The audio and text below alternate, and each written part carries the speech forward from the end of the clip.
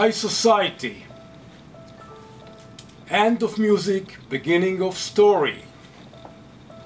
ליביו הגיע לחוג לקולנוע לפני הרבה שנים. הוא היה עקשן, הוא לא ויתר. לא הבינו באוניברסיטה שארכיון סרטים במקום שלומדים קולנוע וטלוויזיה זה כמו ספרייה של ספרים. במקום שלומדים היסטוריה או רפואה, לא היו סרטים, לא היו קלטות, לא היו קסטות, DVD עוד לא היה קיים אז בכלל, ובעיקר לא היה תקציב. וליביו, שהבין מהר מאוד באיזה עולם הוא חי, התחיל ללקט ולאסוף סרטים וקלטות מכל הבא ליד. כל אחד שהוא פגש, הוא אומר לו, יש לך את הסרט הזה והזה? תביא. הוא אדם שמכיר אלפי סרטים. ואם אני צריך לדעת משהו על במאי או על סרטים, אז הכתובת שלי זה תמיד ליביו, ולא רק שלי.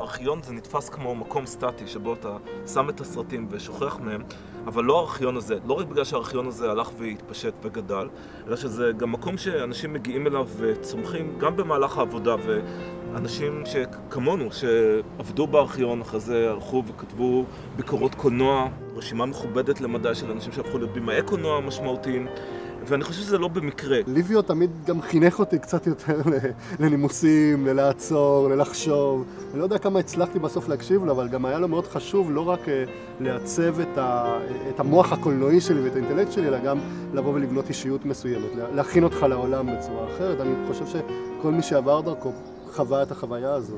כל השנה האחרונה, כאילו, בחיים שלי, ליביו הוא חלק מאוד גדול מזה. כן. מבחינתי. אני מרגישה שהוא סוג של מנטור. יש לו חוש צדק מאוד מאוד ניכר. הייתי מאוד צעיר, ילד, אבוד, בלי השכלה קולנועית, בלי גרוש על התחת. ופתאום להכיר את הבן אדם הזה, לאט לאט לגלות אותו, איזה בן אדם אנושי, מאוד מאוד אנושי, שהשפיע עליי מאוד. עזר לי בחיים האישיים שלי בתור חבר, בתור דמות אבא. וגם בזכותו היה לי השכלה קולנועית, כאילו יכולתי לראות את הסרטים, ואני מאוד אוהב אותו. כאילו עד היום אני מאוד נרגש כל פעם שאני פוגש אותו, משהו מעורר בי רגש כזה שאני לא יכול להסביר אותו כל פעם שאני רואה את ליביו, כי זה היה בשבילי ממש רגע מכונן להכיר אותו. זה כמו שטריפו בנשיקות גנובות מתחיל את הסרט בסינמטק כמחווה לאנדרין לנגואה, כשפיתרו את אנדרין לנגואה מהארכיון. ליביו במובן מסוים הוא האנדרין לנגואה של החוג. לפני חודשיים הוא התקשר אליי, אומר לי, תחפש אם אין לך דברים מהתקופה שהיית סטודנט, חייבים לשמור אותו. הלכתי, חיפשתי, הלך, שכפל הכל, העביר את זה ל-DVD, תייק את זה, הכריח אותי לרשום כל דבר, מה זה, איך הוא אומר, לדורות הבאים. ואם אין משוגע כזה, אז לדורות הבאים לא נשארת היסטוריה. אני חושב שמגיע לו הפרס, כאילו, מה זה מגיע לו? זה הוא הפרס.